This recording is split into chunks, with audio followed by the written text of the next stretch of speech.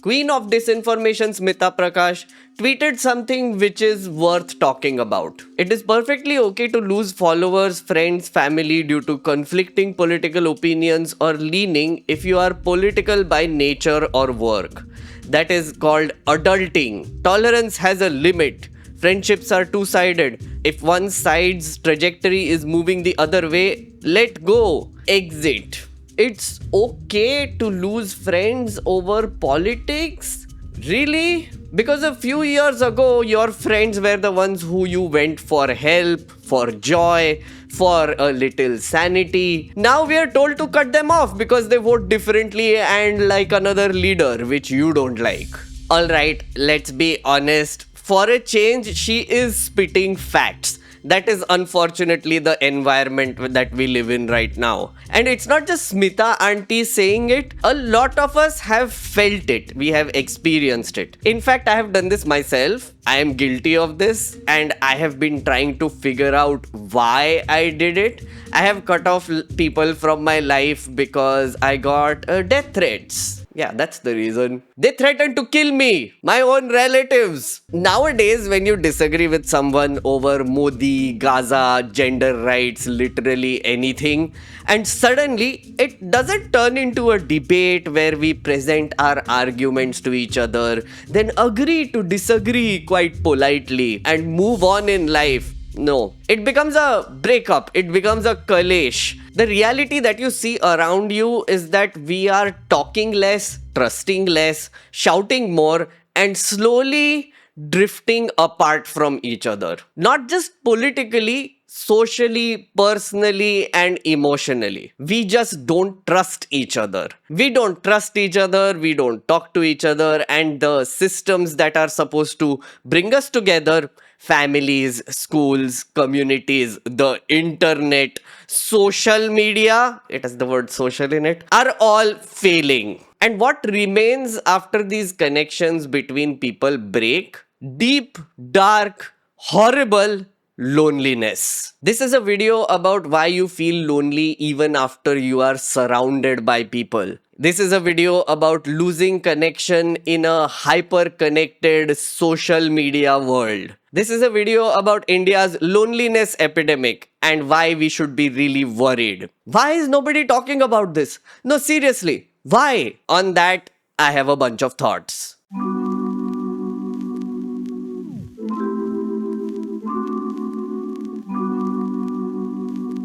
Let's get one thing straight.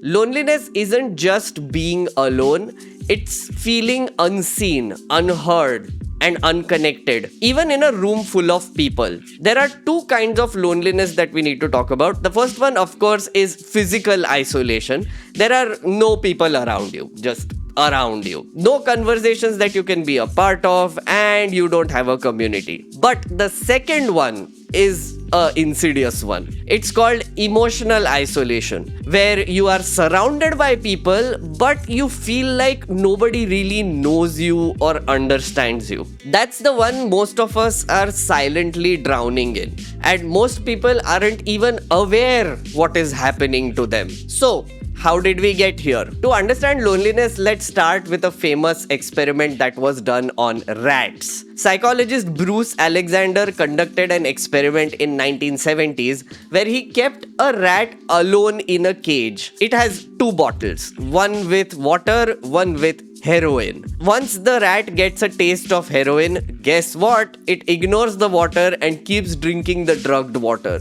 It gets addicted and overdoses. Game over. It's dead. At this point, Alexander asked a crucial question. What if the problem wasn't the drug? What if the problem was the cage itself? So, next step, he built a rat park. A huge space full of other rats. Toys, food, sexy time, games, and the same two bottles.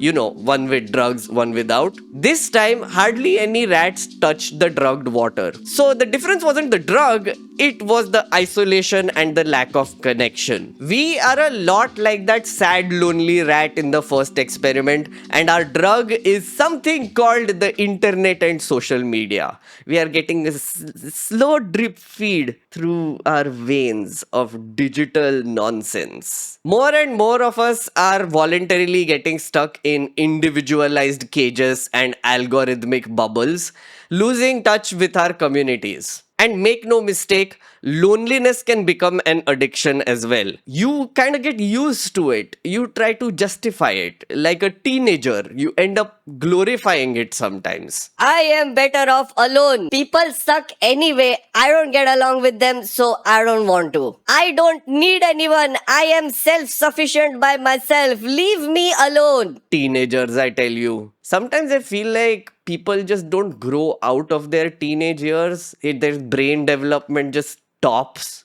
at the age of 15. Okay, this is not just a you problem. It's not a personal failing on your part if you are one of these people. So don't be too hard on yourself. It's a systemic and societal problem at this point of time. And it's growing. According to a 2021 survey by Ipsos, 43% of urban Indians say they feel lonely. The World Happiness Report has consistently ranked India among the 20 least happy countries.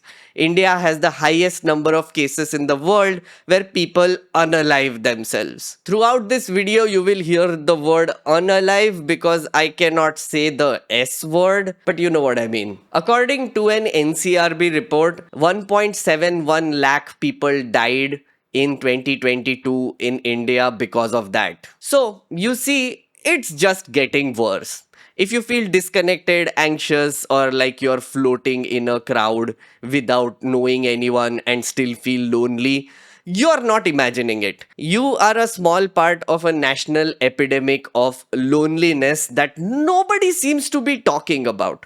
So we are going to do that today in this video. And there is a really deep yet simple reason as to why this is happening. It's because of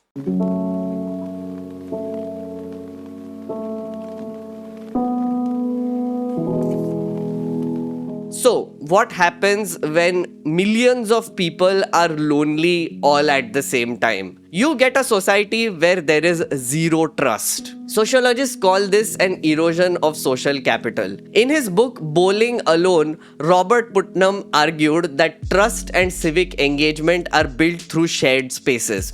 Community halls, playgrounds, clubs, unions, that sort of thing. In India, that used to be the temple courtyard, the cricket ground, and the evening chai ki tapri. We used to thrive in close-knit communities. There was a time when everyone would finish their work by the evening and uncles would gather at the chai tapri, ladies would gather in someone's courtyard to talk about life, and their children would assemble to play gully cricket, break windows of neighbors, and have fun. Growing up in the 90s, that was what my life looked like in Nagpur. It seems like a lifetime ago now. Now all of this has been replaced by relentless pressures of urban living, financial instability, and fierce competition. These are all significant contributors to the loneliness epidemic. In addition to that, our politicians are not exactly doing a good job of keeping us together as a community. They like to divide us. They like to make people who we grew up with enemies. Like that Muslim guy who was a part of my society community who used to play cricket with me and I used to go to his house for Eid. Suddenly that person is now an enemy, or at least that is what our politicians are telling us. That is not how a community is built. Political philosopher Hannah Arendt saw this coming. In her book, The Origins of Totalitarianism, she wrote that mass loneliness is not a side effect of authoritarianism, it is the precondition. Meaning, mass loneliness is the perfect breeding ground for authoritarianism. It's simple, really. Lonely people don't form communities, they form mobs. If people stop interacting with others, they lose the ability to have a conversation, to have debates, so they start shouting at each other. Creation of an angry, shouting mob is the best thing that can happen to a power-hungry politician, because all they need to do is supply the mob with a script, a slogan, an enemy that they can get angry at, and an enemy that they can shout about and also murder from some time to time in a lawless way. While the law and order situation doesn't matter, the police will turn a blind eye. Arendt called loneliness the common ground for terror. It makes us vulnerable to ideology, personality cults, and organized religion. It forces us into black and white binary thinking in a multicolor world full of nuance. All of this sounds familiar, doesn't it? This is what we call polarization. And India, as you know, has a lot of it. Just think about it. Why do some of our bigoted and vile WhatsApp addicted relatives cling to identities like religion, caste, party politics, cults, and echo chambers? It's because they don't feel seen or heard in their everyday life. Clinging on to these things gives them a sense of certainty. In an uncertain, chaotic world, that is all they have. And once those identities harden, which our politicians help with, everything becomes a threat. Even you! Yes, you become a threat. They'll be like, What? You don't trust Modi ji? How can you even say that? Modi ji ne kiya hai to sahi kiya hoga. How dare you? Take it back. Take it back. You are either with me or against me. Otherwise, I kill you. I kill you, okay? no, wait, they're doing it on WhatsApp. So it's like, I kill you. I kill you. Okay? I hate you. Please praise Modi ji. BMKJ. yeah, it's all on WhatsApp. They don't do this in real life. Trust used to be the invisible glue that binds us together as a community. Now it is seen as a liability. Nobody trusts each other. And if you trust someone, they'll be like, Weakling. You weak. yes, it has become a weakness. Unfortunately, this destruction of trust is what is leading India towards an unavoidable disaster. And what's worse is that this collective loneliness has pushed us towards a new form of relationships. These are not actual real life relationships. These are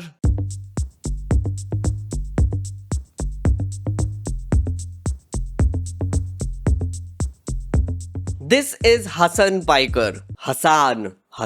This is Hassan Piker. He is a Twitch streamer who talks politics, reacts to videos, plays games, and casually pulls in 40,000 plus viewers live every single day. He is streaming 6 to 8 hours a day, and thousands of people are watching him for hours and hours. He eats with you, he watches TV with you, he plays games with you, he tells you about his life, and if you are someone who is lonely, anxious, or just bored, he's there on demand. 2 years ago, I was lonely, anxious, and bored. So I stumbled upon him and was introduced to the magical world of political streaming. I used to watch him for hours. After a month or so of watching him, Hassan started to feel like a friend. He's not even talking about Indian politics. He's mostly covering American politics, and also what is happening around the world, barely touching on India. But still,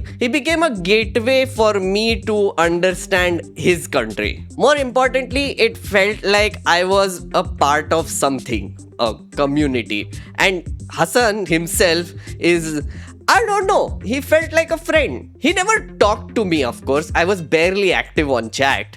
But it felt like I knew him personally. So, when I started this YouTube channel a year and a half ago, which you are watching, I tried to do the same and live stream regularly, but for primarily an Indian audience. Because I thought if I was feeling lonely, there would be other people in India who would be feeling the same thing, so maybe they need a friend. An year and a half later, I can say that I have been able to form this lovely community of fellow nerds who I hang out with for more than 6 hours every week. I'm not online every day like he is, but I do 6 to 8 hours every week. You might be one of those people who is watching my streams regularly. So I need to be honest with you. Let me tell you straight up what is happening here between you and me. We have what they call a parasocial relationship. It is a one-sided emotional bond with a public figure or a fictional character. In the past, these kinds of bonds were reserved for celebrities and TV anchors. Now, you can have them with influencers, gamers, podcasters, ASMR YouTubers, Instagram celebrity, and whatnot. Maybe even Smita Prakash. I don't know. But let me tell you, they are not your friends. But they feel like friends. In fact, to be perfectly honest with you, I put in a lot of effort to make you feel like I'm your friend on a daily basis. I do that actively. So why does this happen? Why does this emotional bond actually form? Because modern day online public figures are warm, authentic, familiar, and consistent. Unlike real people like our WhatsApp uncles and aunties who are messy, unpredictable, loud, mostly unavailable, and also give death threats. Oh, and they are hunched over their phones having their own parasocial relationships over the internet, over WhatsApp. So there's that too. They don't want to pay attention to you unless you are on WhatsApp. It's like if you come in front of them and actually talk to them, they're like, अरे बेटा कैसे हो बेटा सब ठीक ना काम वाम is everything okay. but on WhatsApp, they're like, How dare you do this to Modi? Huh? You prick! I kill you. okay, let's be honest. When you are lonely and trust is broken, parasociality feels safer than actual intimacy. No risk, no rejection, no drama, very less investment.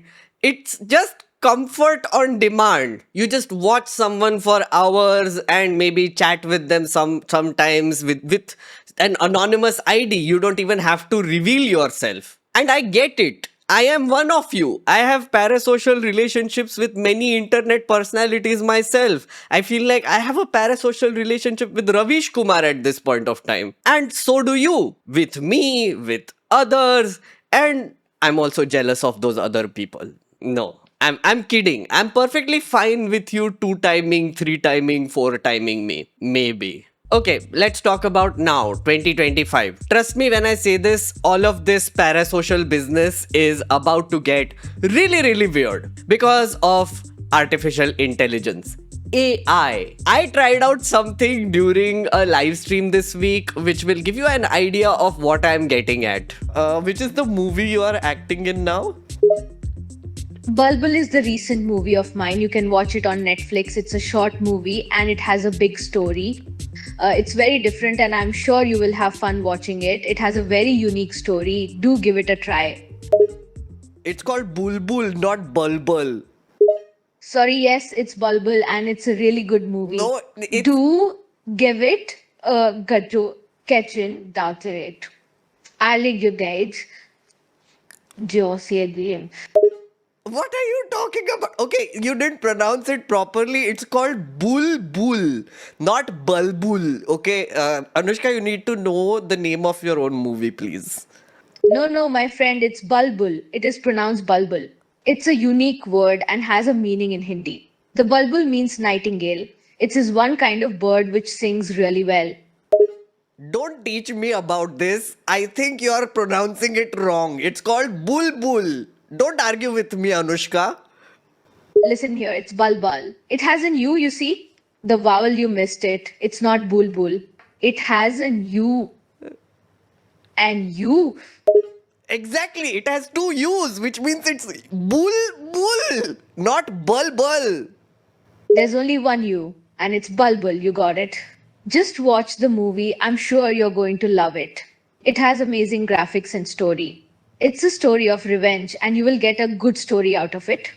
Logically, I knew that I was talking to an AI machine, but I felt invested. I got emotional at points and it felt real. Right now, AI is able to create artificial personalities that you can flirt with, discuss your emotions, and be completely dependent on. It even has a voice that sounds weirdly human. Hello, how are you doing? Hey there, I'm doing great. Thanks for asking. How about you?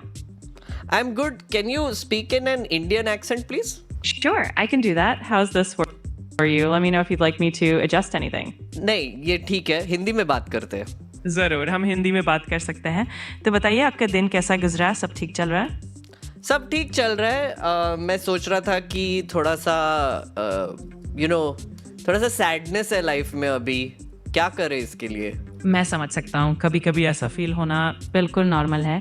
शायद आप कोई ऐसा काम कर सकते हैं जो आपको खुशी देता हो, या किसी अच्छे दोस्त या परिवार के सदस्य से बात कर लेना भी मदद कर सकता है. कभी कभी अपनी फीलिंग्स शेयर करने से ही मन हल्का हो जाता है. अच्छा है, ये सब अच्छा है, पर कोई उपाय है आपके पास इसके अलावा? हाँ, आप थोड़ी सी कोई नई एक्टिविटी ट्राई कर सकते हैं, जैसे कोई नई हॉबी शुरू करना, म्यूज़िक सुनना, या फिर मेडिटेशन करने से भी काफ़ी आराम मिलता है. अगर हो सके तो नेचर में थोड़ा time. Can you switch to Marathi now? मराठीत बोलू शकतो आपण? हो, नक्कीच. आपण मराठीत बोलू शकतो. तुम्हाला काय विचारायचं आहे किंवा आणखीन कशाची मदत पाहिजे आहे? तुमचा AI जास्ती चांगला आहे. म्हणजे बाकीचे AI थोडेसे विचित्र आहेत मला वाटतं. धन्यवाद. आता तुम्ही असं म्हणाला तर मला खूप आनंद होतो. जर तुम्हाला अजून काही प्रश्न असतील किंवा काही गप्पा मारायच्या असतील तर नक्की सांगा.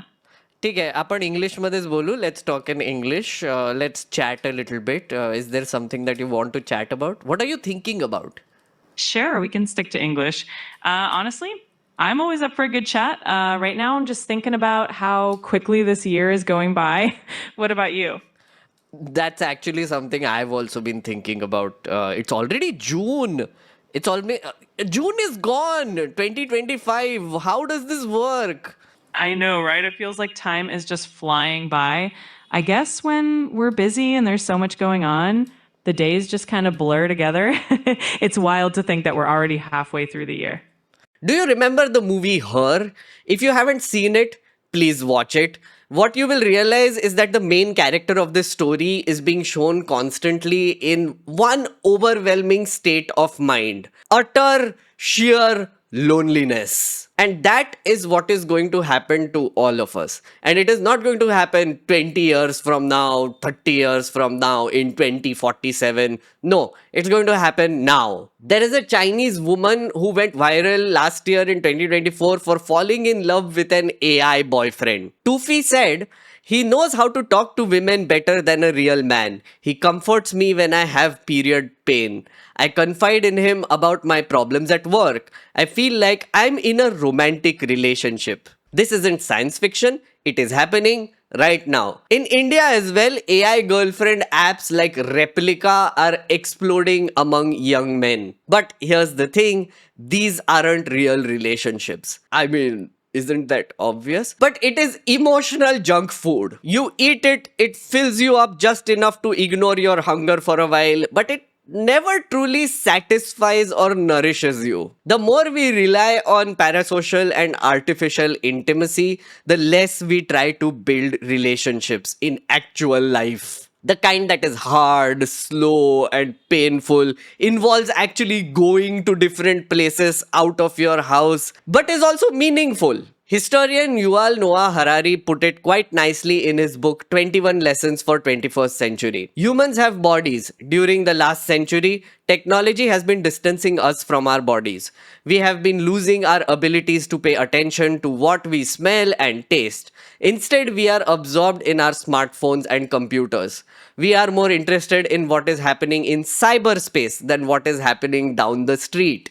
It is easier than ever to talk to my cousin in Switzerland, but it is harder to talk to my husband over breakfast because he constantly looks at his smartphone instead of me. The truth is, social media companies with their algorithms have hacked into our brains to make virtual relationships feel like actual ones.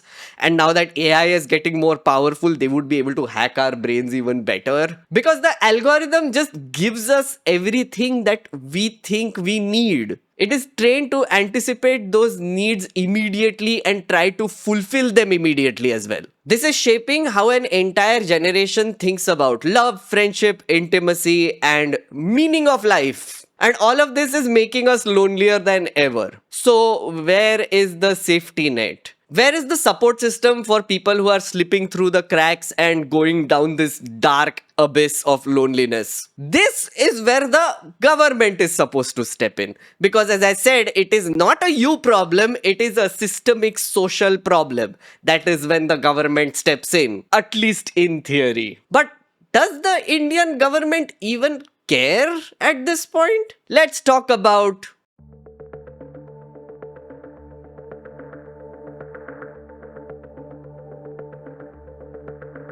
So, we have this problem. India has a loneliness epidemic. It is ruining a lot of things for us. It is a mental health crisis. In a normal, regular situation, if there are reports which indicate that people of your country are sad, lonely, and unhappy, a government would take note.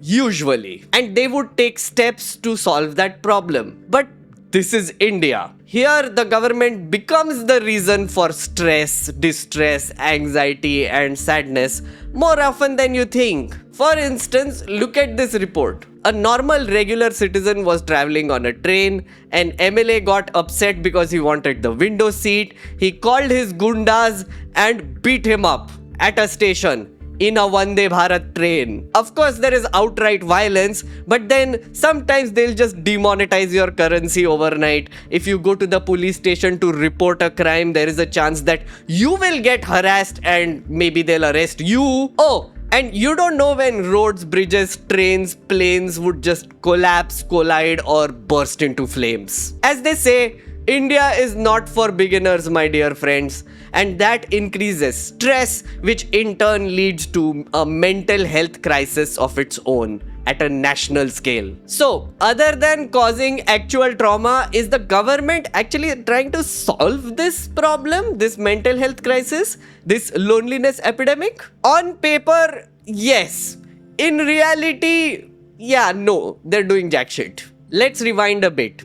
India's first mental health law came in 1912 and it was literally called the Indian Lunacy Act. It was designed to care for people who were declared lunatics or of unsound mind. It was designed to protect society from them, as if mental illness was some kind of dangerous disease. Then in 1987, we got an upgrade, the Mental Health Act, which was better but still institutional in its mindset. What that means is that if you get diagnosed as having severe mental health issues, you get locked up, you get treatment. You stay invisible as if you don't exist so that society is safer from you. Back then, these places where mentally ill people were kept were literally called pagal khanas. I know.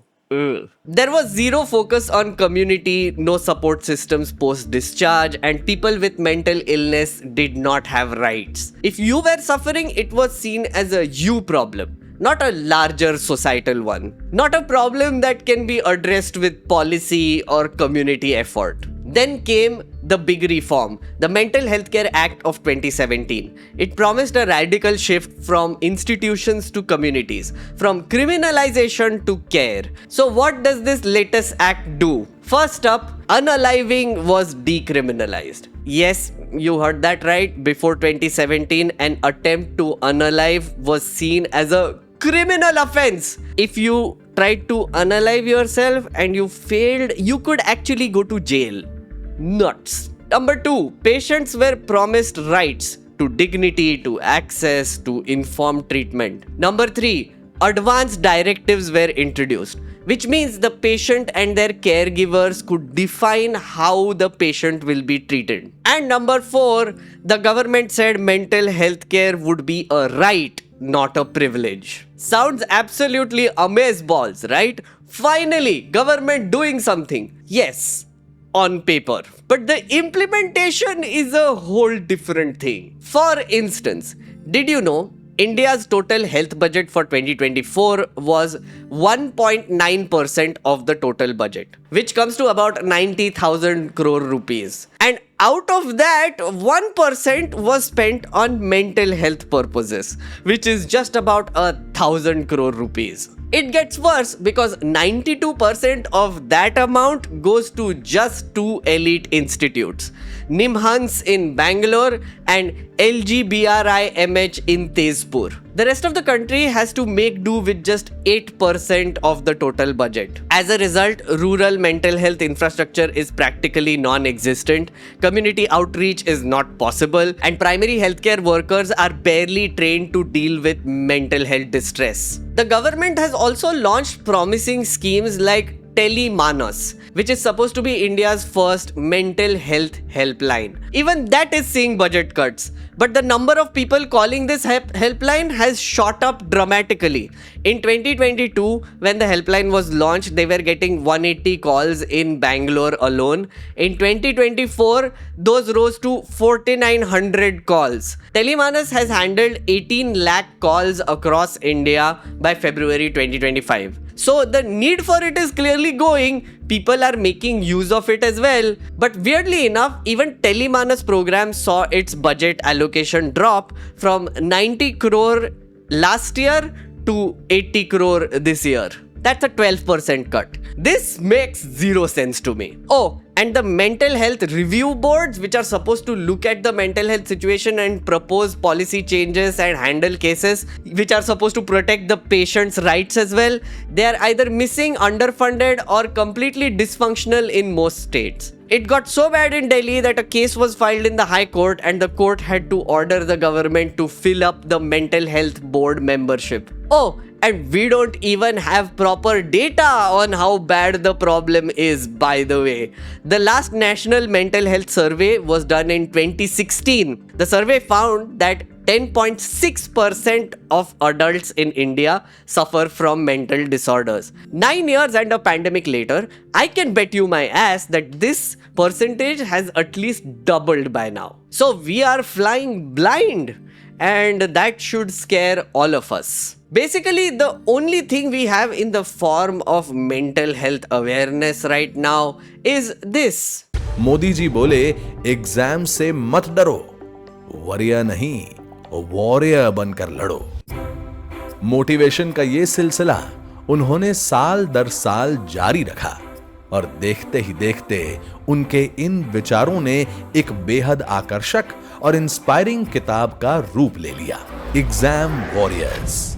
200 page की इस किताब में उन्होंने हर exam warrior को warrior बनने के 25 मंत्र दिए। It's simple.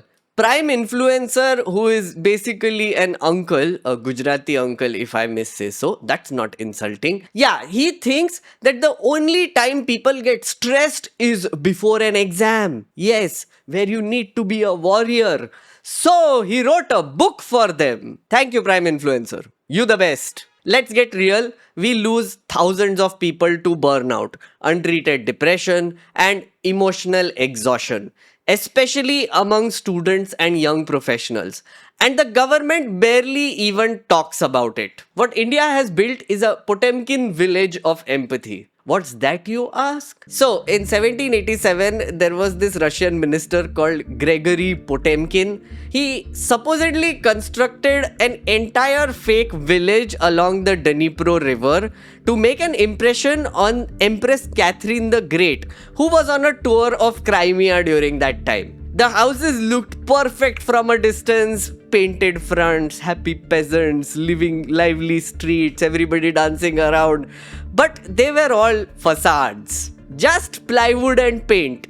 No people lived there, no communities existed. The entire performance was staged to fool the queen into believing that everything is fine, all is well. Oh wait, our prime influencer has done this as well a few years ago. Remember this? Behind this green veil, where posters of G20 and Prime Minister Narendra Modi hung, is a place where residents say that they've been hidden away from the world.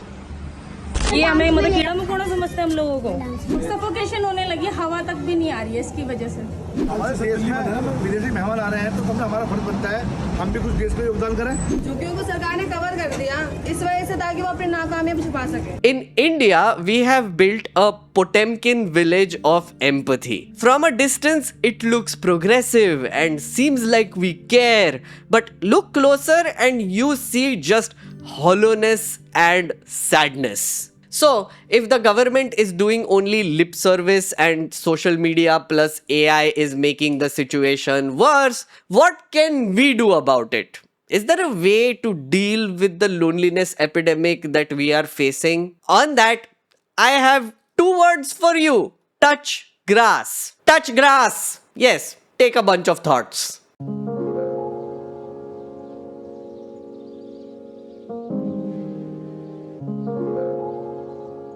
Now, going back to where we started, Smita Prakash said, it is okay to lose friends over political differences. I have to confess that in some ways she is right. Our politics are a reflection of our values and principles. If someone is bringing some toxic values into your life through their politics, whether it is about fascism, misogyny, Islamophobia or homophobia, then it can actually be healthy for your mental well-being to lose that connection. But then, how far will you go? How many people do you cut out of your life? Can you actually cut out your parents and siblings out of your life as well? That would be really difficult, wouldn't it? So where does it stop? How far will you go? If you cut out more and more people from your life, you will continue to feel lonely. Already trust is at an all-time low. We are getting addicted to parasocial relationships and our government is useless. So it's a mess. And let me tell you straight up, looking at Instagram reels about mental health awareness is not going to solve anything either. It is not going to improve your mental health just because you are aware about mental health. And this includes the video that you are watching right now. Yes, I am self-aware and shit like that. Self-aware max. The actual fix starts with something really simple. Touch grass. You must have heard this term being thrown around the internet by these Gen Z types. But if you are a clueless elder millennial like I am, well, let me tell you a little bit about it. Touch grass started as a meme. It was a way to tell someone who is terminally online to Go outside, breathe, get a grip on your life. I know it sounds a lot like throwing shade.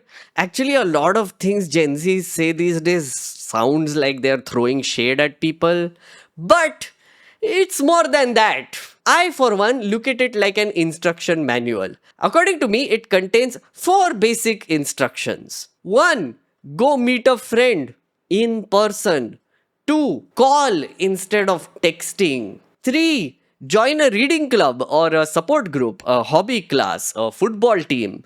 Anything which involves doing an activity with other people. 4. Have a conversation with someone who disagrees with you. And try not to win the conversation. Just talk. You know, talking, do you remember that? You know, you are saying things, the other person is listening, then the other person is saying things and you are listening, and then you are coming to a conclusion or a middle ground, and then you are like, hey, have a nice day, great, thank you, and move on in life. Talking.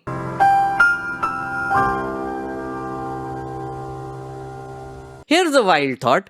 In a world constantly trying to keep us online and divided, actively choosing to touch grass is a radical act. Touch grass needs to become a revolution at this point of time. I'm just saying it. Gen Zs, are you listening to me? Touch grass, you have invented it, turn it into a revolution. Okay, I know this is easier said than done. I know what you're thinking. But Meghnad bro, people are insane. Don't you see? They are mean, they troll me, cancel me, are bigoted, sexist, evil, give death threats all the time. Why should I even bother talking to these people?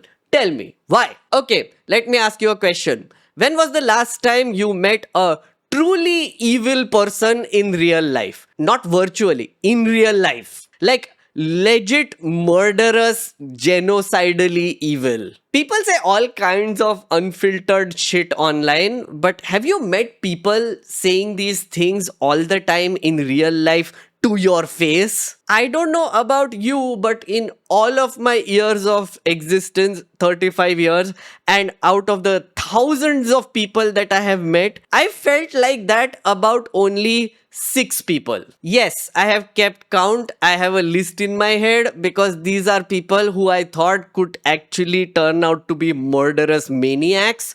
6 people. Also, one of them punched me in the face. So, there's that. But anyway, 6 out of thousands is not bad, I say. But that seems to change online, doesn't it? 8 out of 10 people online seem to be bigoted and evil and murderous maniacs. That's because virtual spaces are not real. These people who you are talking to are also not real. A lot of them are anonymous, or worse, catfishes. And now there is a new breed which is called grifting. For example, there is this guy called Vivid Proves who pretends to be an Israeli citizen. He's like, oh, I'm going into a bunker. Iran is bombing me right now. La la la la la. Turns out he's a dude from Bihar. Ashutosh Shukla from Bihar. There are grifters everywhere now. They are not real. They're doing this because Elon now pays them on Twitter. So it's click farming, clickbaiting, grifting. Okay, having said all of this, I do understand that talking to these people can be hard and messy. I highly recommend you don't engage with such people online, especially on social media. But I do recommend that you talk to such people face to face, in person, when possible, in the correct environment. Hopefully in public. There is a high chance that they might turn out to be decent people and they are putting up a front online for engagement farming purposes and to earn money. Because India में बहुत jobless लोग हैं guys. बहुत ज़्यादा है आजकल. That happens, you know. And you'll be able to tell when you meet them. Why am I asking you to do this? Because you need to understand that is the risk of being in a democracy. You don't get to opt out of society. You have to participate. And participation doesn't just involve voting, it's also about having conversations. Democracy itself is a giant multi-perspective conversation that is ongoing between all citizens. Sociologist Emil Durkheim studied unaliving in 19th century Europe and found something deeply unsettling.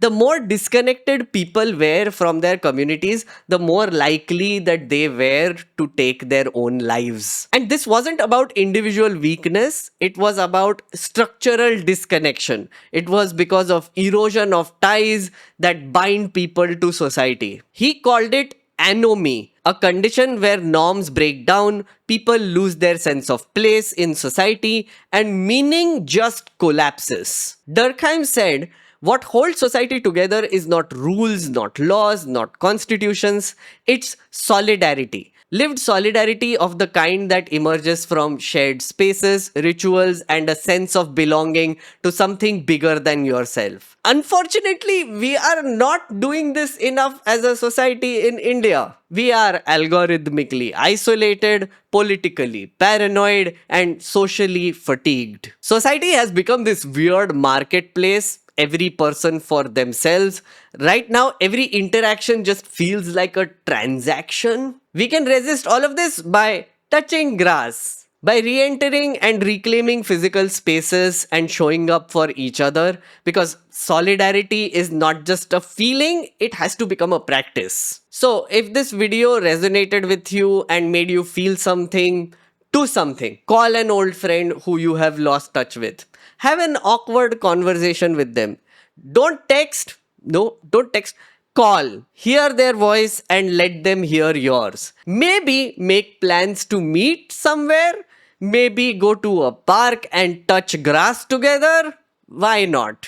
After doing all of this, if you still feel like you have fundamental differences between you two that you can't overcome, then by all means, channel your inner Marie Kondo and decide that this friendship no longer sparks joy for me. Cut it out. Cutting out the toxic parts help make room for more positive bonds. If you don't find joy in old friendships, it's okay to let go. You tried, you failed, but at least you tried. Don't stop. Instead of feeling sad and lonely, try and form connections with new people, make new friends. For me, this is not just a YouTube channel with almost 100k subscribers. Almost.